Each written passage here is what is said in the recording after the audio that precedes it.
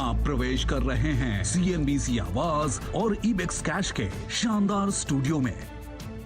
CNBC आवाज ibex cash studio में आपका स्वागत है। मैं हूं मनीषा गुप्ता और शुक्रवार को आई भारी गिरावट के बाद कच्चे तेल में आज तेजी देखने को मिली है।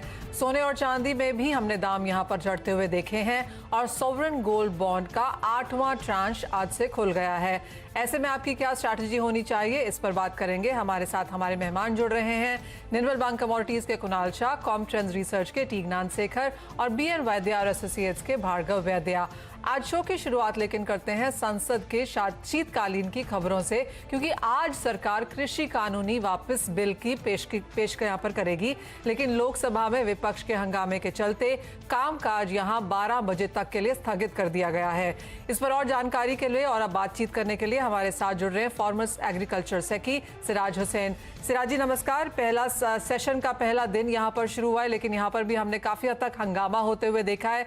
लेकिन इंपॉर्टेंट जो बिल आज हमारे लिए है वो यहाँ पर फार्म बिल रिपील के लिए है। कैसे आप इसे देखते हैं, क्योंकि जिस तरह की स्टेटमेंट्स किसानों की तरफ से आई हैं कि वो तब तक यहाँ पर प्रोटेस्ट करेंगे जब तक बिल एक्चुअली वापस नहीं ले लिया जाता, MSP को यहाँ पर मैंडेटरी नहीं किया जाता, और ऑफ कोर्स यहाँ पर 3-4 मांगे उनकी तरफ से हैं।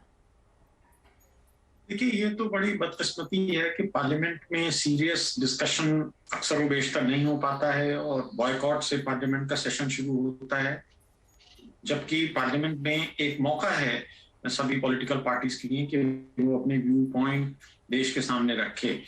लेकिन क्योंकि सरकार के पास बहुत बड़ी मेजॉरिटी है, इसलिए रिपील का जो बिल सरकार ने रखा है वो तो पास हो जाएगा, लेकिन जो ये मौका था डिबेट का वो मौका मिस कर जाएगा ऑपोजिशन और देश। एब्सोल्युटली।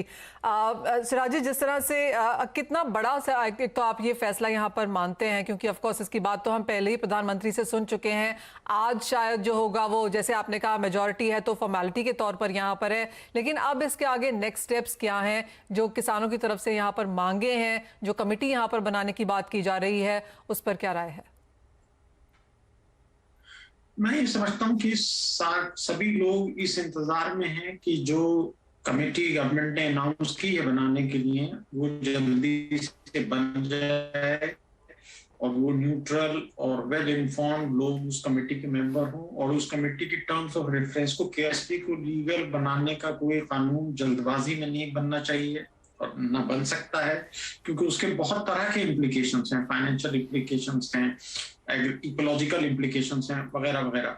तो उन सब पर बहुत गहन विचार विमर्श की जरूरत होगी, और मुझे उम्मीद है कि गवर्नमेंट एक अच्छे एक्सपर्ट्स की कमेटी बनाएगी जो कि फार्मर्स को भी एक्सेप्टेबल होगी। और एक बार जब ये रिपील हो जाएंगे कानून, तो मुझे लगता है कि फार्मर्स इसका इंतजार किए बगैर कि MSP को लीगल बनाने का कानून भी लाया जाए, उसका इंतजार किए बगैर वो, मुझे लगता है और मैं उम्मीद करता हूं कि वो अपना एजुकेशन वापस लें। जब ये बिल्स आए भी थे सिराज जी, उस समय भी आपसे बात हुई थी और हमने बात यही की थी कि ठीक है, बिल्स यहाँ पर बनाए गए हैं, पास होना एक यहाँ पर क्वेश्चन है, स्टेट्स कैसे इसको रिएक्ट करेंगे, इम्प्लीमेंट कैसे ये होगा। अब क्योंकि इसे जिस तरह से इसको रिपील किया जा रहा है और हमने APMC एक्ट यहाँ पर आते हुए देखी, हमने काफी सारे दूसरे मेजर्स भी सरकार की तरफ से देखे हैं, आगे जाके as a farming, as a subject, as a law आप कैसा बनता हुआ देखते हैं? देखिए, इसमें से कई चीजें ऐसी हैं जिस पर पहले भी लॉ स्टेट्स में मौजूद हैं। मिसाल के तौर पे कॉन्ट्रैक्ट फार्मिंग का लॉ कई स्टेट्स में APMC एक्ट का एक पार्ट है। पंजाब की असेंबली ने भी, अकाली दल गवर्नमेंट ने इसका एक अलग से लॉ पास किया था, लेकिन उसके रूल्स वगैरह नहीं बन पाए। मुझे लगता है कि अगर किसी में राज्य सरकार को लगता है कि कॉन्ट्रैक्ट फार्मिंग का लॉ बनाने की जरूरत है और फार्मर्स उसके लिए कन्विंस हैं और फार्मर्स को लगता है कि इससे उनका फायदा होगा, तो वो स्टेट गवर्नमेंट उसका अलग से भी लॉ बना सकती है और APMC लॉ का पार्ट में भी उसमें जो सेफगार्ड्स हैं वो प्रोवाइड कर सकती है। जो APMC के बाहर ट्रेडिंग वाला लॉ है वो मुझे लगता है कि दिक्कत तलब है, और मुझे नहीं लगता कि कोई स्टेट गवर्नमेंट अपनी APMC को खत्म करना चाहेगी। और मेरा एक पर्सनल व्यू ये है कि APMCs को और स्ट्रेंथन करें, उसमें कंपटीशन बढ़ाएं, उसमें लाइसेंसेस बढ़ाएं, उसमें नए प्लेयर्स को आने की इजाजत दें। मिसाल के तौर पे नेफेड को ही दिल्ली की आजादपुर मंडी में ट्रेडिंग करने का लाइसेंस APMC से नहीं मिल सका। तो वो जो रिफॉर्म्स ट्रेड एरिया का कंसेप्ट इंट्रोड्यूस किए बगैर पॉसिबल है, मुझे लगता है उस दिशा में स्टेट्स को काम करना चाहिए। Fair point that. किशोर, आपको भी रादर कुणाल, आपको भी इस चर्चा में शामिल करना चाहेंगे। जिस तरह से हम फार्मिंग में ये जो चेंजेस आता हुआ देख रहे हैं, जो ओवरऑल फार्मिंग, जो ओवरऑल एग्रीकल्चर ट्रेडिंग है, उसके ऊपर आपको इसका इम्पैक्ट आता हुआ देखेंगे, या आपको लगता है कि ये ओवरऑल मैक्रो तौर पर, मैक्रो फैक्टर के तौर पर यहाँ पर कंज्यूम कर लिया जाएगा? यस, इसका ये एक मैक्रो फैक्टर रहेगा।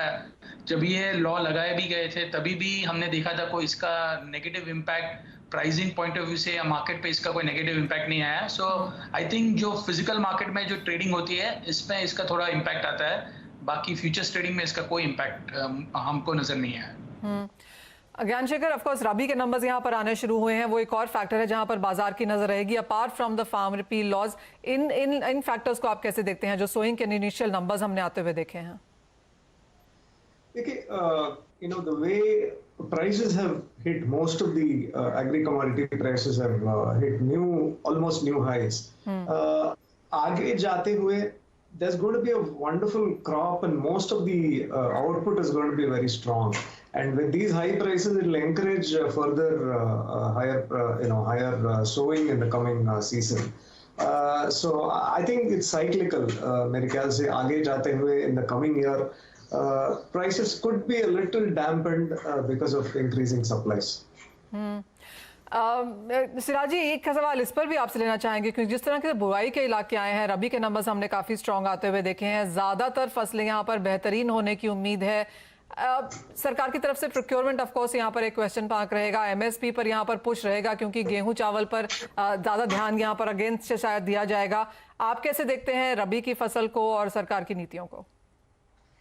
देखिए, जो लेट रेन्स हुई हैं सितंबर में और अक्टूबर के पहले 15 दिन में भी, तो उससे रबी की फसल की प्रोडक्टिविटी को फायदा होगा और आमतौर पे हम ये कह सकते हैं कि एक बहुत अच्छी रबी की फसल की तरफ हम बढ़ रहे हैं। लेकिन प्राइस को लेकर एक कंसर्न बना हुआ है, क्योंकि ग्लोबल प्राइसेस बहुत हाई हैं और ऑयल सीड और पल्सेस के प्राइसेस हाई हैं। तो अगर चना और मस्टर्ड के प्राइसेस इसी तरह हाई रहते हैं, तो मुझे लगता है कि ये मुमकिन है कि कुछ एरिया व्हीट से चना और मस्टर्ड की तरफ मूव हो। ओके, तो वो एक ट्रेंड है यहाँ पर वॉच करने के लिए। लेकिन जैसे बताया गया कि सबसे मेन चीज़ या main for agriculture, for farming, जो एक चीज़ आज यहाँ पर देखने के लिए रहेगी, वो आज पार्लियामेंट का पहला दिन है और जो फार्म बिल रिपील की बात की जा रही है, वो लॉ यहाँ पर क्लियर होता है या नहीं, इस पर क्लियरली एक नज़र रहेगी। बहुत शुक्रिया सिराज जी साथ जुड़ने के लिए उस पर, और बाकी फसलों पर भी अपनी राय देने के लिए। इसी के साथ रुकेंगे एक ब्रेक के लिए। जब लौटेंगे तो बात यहाँ पर करेंगे कच्चे तेल की, जहाँ पर भावों में हमने फिर से बढ़त आते हुए देखी है, और एक नज़र रहेगी यहाँ पर सॉवरेन गोल्ड बॉन्ड के नए ट्रांच पर भी, वहाँ पर किस तरह का इंटरेस्ट है बताएंगे आपको।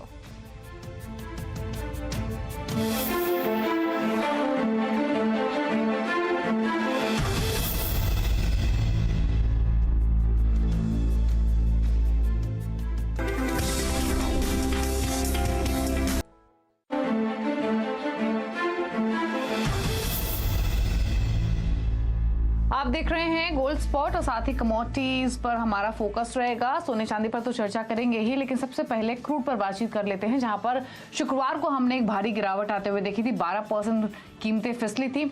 आज रिकवरी भी शार्प हुई है, हालांकि दिन के ऊपरी स्तर से कंपेयर करेंगे तो क्रूड वापस थोड़ा सा हल्का हुआ है। एक समय में हमने 5% से ज्यादा का मूव देखा था। अभी अंतर्राष्ट्रीय बाजारों में $75 के आसपास ब्रेंट का भाव कारोबार करते हुए देख रहा है। 2 दिसंबर को जो ओपेक की बैठक है उस पर नजरें टिकी हुई हैं। हालांकि ओपेक की ओर से क्या आउटकम निकल कर आएगा वो देखना होगा। आशंका हालांकि यही है कि उत्पादन ओपेक की ओर से बढ़ेगा, उसकी उम्मीद कम ही है। क्या यहाँ से व्यू बन रहा है क्रूड पर, इस पर एक राय ले लेते हैं। हमारे साथ तमाम एक्सपर्ट्स मौजूद हैं। ज्ञानशेखर, पहले आप कमेंट्स लेना चाहेंगे, क्या स्ट्रैटेजी है, क्या व्यू है, 2 दिसंबर की मीटिंग कितनी इंपॉर्टेंट है, और अब यहाँ से किस और प्राइसेस आप जाते हुए देख रहे हैं? देखिए, the way it fell almost 10% last week, clearly एक माहौल तो चेंज हो गया, because so far market was focusing on demand post COVID, लेकिन ओमिक्रॉन का न्यू वेरिएंट के बाद बहुत सारे फैक्टर्स चेंज हो गया and it has become negative as of now. तो अभी के लिए सेल ऑन रैलीज है, and the second meeting is also important. और मेरे ख्याल से जो सिचुएशन अभी बन रहा है उस हिसाब से OPEC should start cutting output because to prop up growth. So as of now, I think it's a clear sell.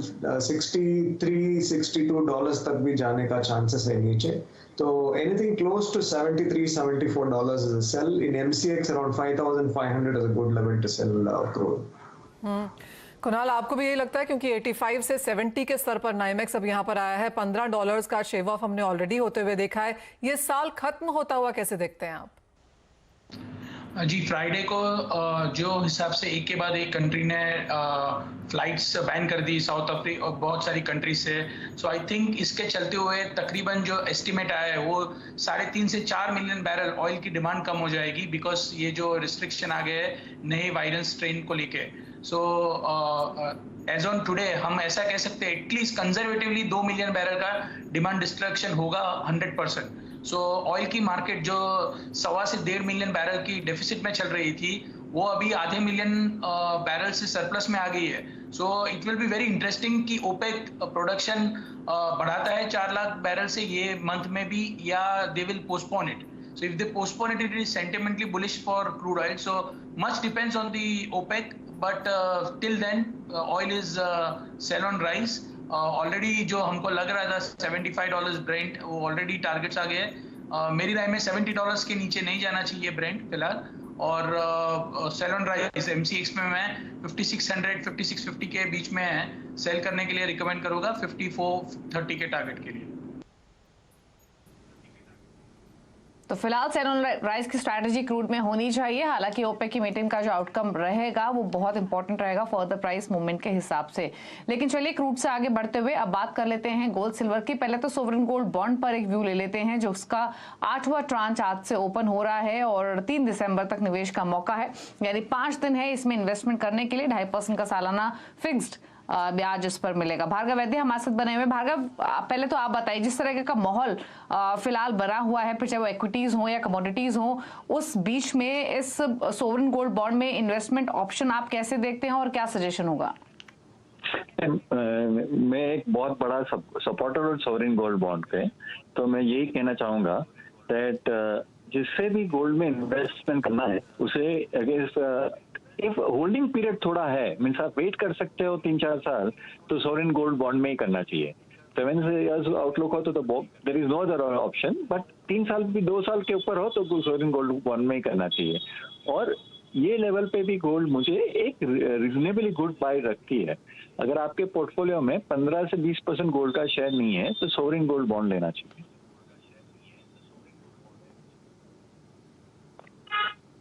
देने का दूसरा, लोग यहाँ पर ऑन एक्सचेंज लेना भी अब यहाँ पर प्रेफर करने लगे हैं.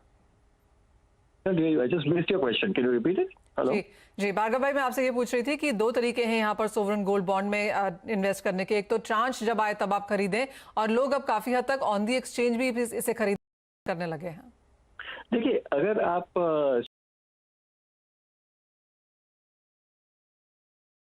तो बहुत हैप्पी होगा अगर गवर्नमेंट ऑन टैप उसे रख दे कि जब भी चाहिए तभी ले लें.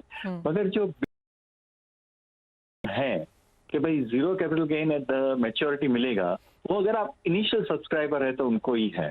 तो इंडेक्सेशन और सब बेनिफिट तो है ही, गोल्ड पर प्राइस एप्रिशिएशन मिलेगा, मगर एक एडिशनल बेनिफिट मिलेगा जब आप ले रहे हैं ट्रांच में. तो वो अभी टाइमिंग के हिसाब से है और आपका होल्डिंग प्लानिंग के हिसाब से है. बाकी दोनों चीज में वो इक्वली अट्रैक्टिव है और इट इज वर्थ बाइंग. कभी कभी मैंने देखा है कि एक्सचेंज में थोड़ा सस्ता भी मिल जाता है, स्पेशली जब ट्रांच चालू है तब. ओके, तो ये तो एक सेंस आपको मिला सोवरेन गोल्ड बॉन्ड पर, लेकिन प्राइसेस पर भी एक राय ले लेते हैं. ज्ञान शेखर, आपका सजेशन क्या है प्राइसेस पर? कॉमेक्स पर जो प्राइसेस है वो $1800 के करीब बने हुए हैं. घरेलू बाजार में 48,000 के ऊपर प्राइसेस कारोबार कर रहे हैं. फिजिकल डिमांड तो बड़ी है, लेकिन प्राइसेस किस ओर जाते हुए देख रहे हैं आप? As of now, I think there could be some pressure. मेरे ख्याल से डॉलर स्ट्रेंथ बहुत जारी है, and because of that, people are moving towards the dollar as a safe haven more than gold. Normally, तो gold as a safe haven should find more appeal अभी के लिए. लेकिन dollar has become a preferred asset for safe haven now and because of that it could pressure gold in the near term, थोड़ा pressure में आना चाहिए। I think around 1775 तक आने का संभावना है इंटरनेशनल प्राइसेस में। Domestic prices also somewhere around 47,600 500 levels तक आने का चांसेस है।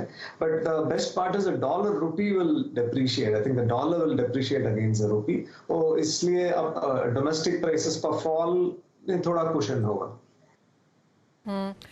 कुणाल, आप कैसे देखते हैं, क्योंकि सोने ने जो कुछ भी कमाया था नवंबर के महीने में, हमने इसे ऑलमोस्ट इसे वापस करते हुए भी देखा है। हम बैक बिलो 1800 यहाँ पर हैं। यहाँ से क्या स्ट्रैटेजी हो, और अगेन इस साल के अंत तक जाना चाहेंगे, क्योंकि जैसे जैसे ये महीना आगे बढ़ेगा दिसंबर का, हम बात यही करेंगे कि कैसे ग्लोबल पोर्टफोलियोज अब यहाँ पर बंद हैं, लोग मुनाफा वसूली कर रहे हैं। क्या वो होता हुआ आप यहाँ पर सोने चांदी में भी देखते हैं?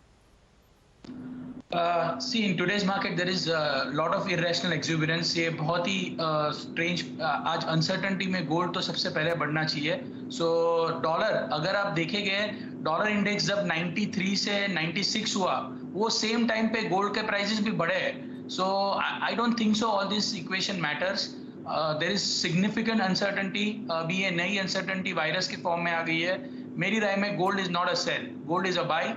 Even at current price you can buy, और मुझे लग रहा है कि गोल्ड ये साल एंड होते होते 1860 1870 के लेवल्स पे आपको क्लोजिंग देगा। मैं बहुत बुलिश हूँ गोल्ड पे, और मेरी राय में ये जो भी डिप आपको मिल रही है, use it as a opportunity. Don't look at dollar index, उसका नीजक रिएक्शन आते रहेगा। I think gold is partly decoupled from the strength in dollar. अगर गोल्ड डॉलर इंडेक्स में मजबूती आती है तो गोल्ड आज $1700 के प्राइस होना चाहिए।